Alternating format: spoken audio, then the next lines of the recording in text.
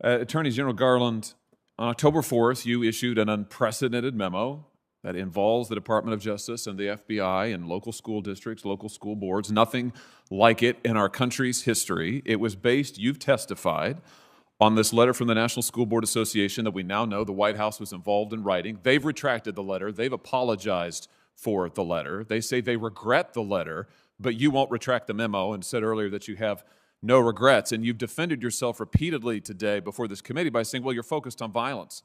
But now, of course, we've seen the memo from your own Justice Department advising state and local and other prosecutors about all of the different federal causes of action that they can bring against parents that are not about violence, they're about harassment and intimidation. I'm looking here at this memo. It identifies no fewer than 13 possible federal crimes involving harassment and intimidation, including making annoying phone calls. Do you think a parent who makes a phone call to a school board member that she has elected, that school board member deems annoying, should be prosecuted, General Garland? No, I don't. And the Supreme Court has made quite clear that the word intimidation with respect to the constitutional protection is one that directs a threat to a person with the intent of placing the victim in fear of bodily harm or death. Prosecutors who investigate these cases know the Supreme Court's. This is a very famous leading case. Prosecutors do, but parents don't, General Garland. Do you think that a parent who looks at the 13 different federal crimes that your Justice Department has identified they might be subject to and prosecuted for, like making annoying phone calls, do you think that they're going to feel that they're welcome to speak up at a school board meeting? How about this one? They could be prosecuted for using the internet, I guess that would be Facebook, in a way that might cause emotional distress to a victim. Is that a crime of violence? Senator, I haven't seen the memo that you're Why talking haven't about, you? and I don't. Even from the description, it doesn't sound like it was addressed to parents. But if you No, it wasn't addressed to parents. It was addressed to prosecutors. That's the problem. Why haven't you seen the memo?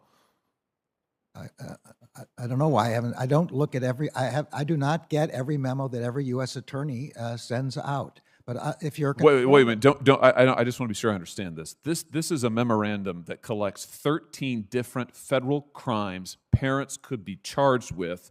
It has United States Department of Justice on the top of it, and you're telling me you haven't seen it? Who's the memo from, Senator? The United States Department of Justice, United States Attorney for the District of Montana. I have not seen a memo from the District of Montana. Not high enough priority for you? That's not the question. I don't. It is the question. Answer my question. Is it not a high enough priority for you when you're threatening parents with 13 different federal crimes? These aren't crimes of violence. You've testified today you're focused on violence. That's not what your U.S. attorneys, they work for you. That's not what they're saying. You haven't seen it because it's not a high enough priority, or what? Question of priority. No one has sent me that memo, so I haven't seen it. What do you mean no one has sent you the memo? You run the United States Department of Justice, do you not?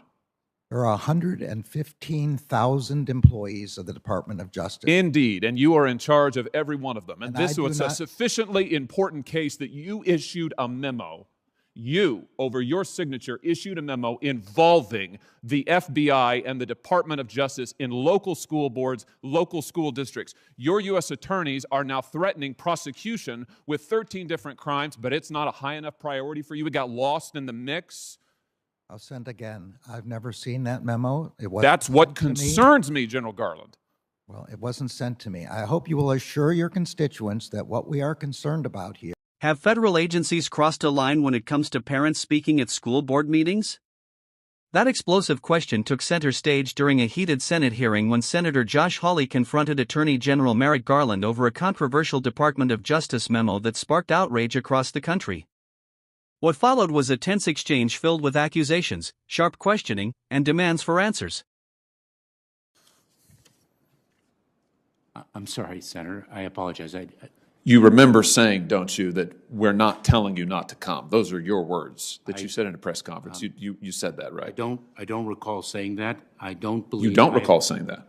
That's correct, Senator. I have never said. We'd be happy to refresh your memory for you and some questions for the record. I'm sure that is interesting news, and I'm sure everyone will. The Secretary's just said he doesn't have any memory of making those comments. That's extraordinary. Senator, I have never said that the border is open. Let me ask you about this.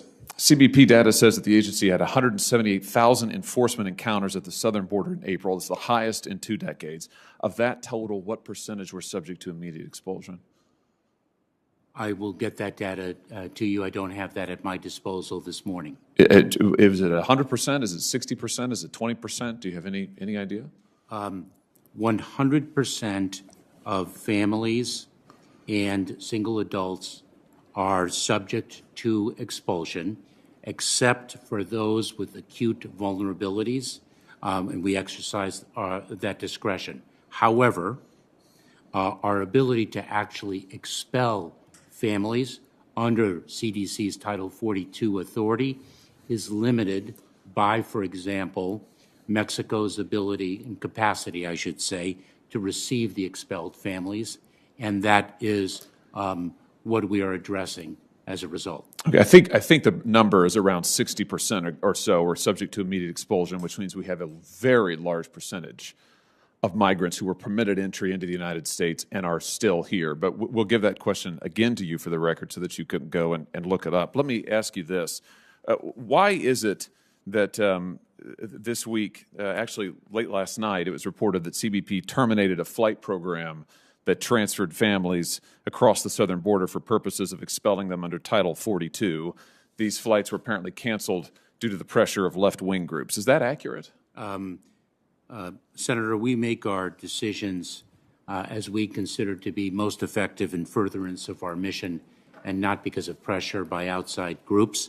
I'd be pleased to look into the cancellation of the lateral flights and respond to you after I've done so. So you're telling me here that the ACLU had no role in the termination of these expulsion flights?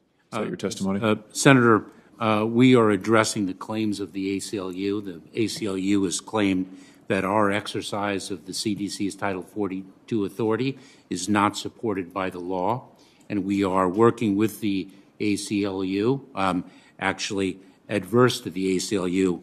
You're working with them, though? If I may, Senator, we are adverse to the ACLU. But you're working with them in this program? Is that why you canceled it? If I may finish, Senator, we are adverse to the ACLU in litigation with respect to the legal authority underpinning our exercise of the CDC's Title 42 authority. Right, but they had a role in terminating this. You're working with them in determination of these expulsion flights.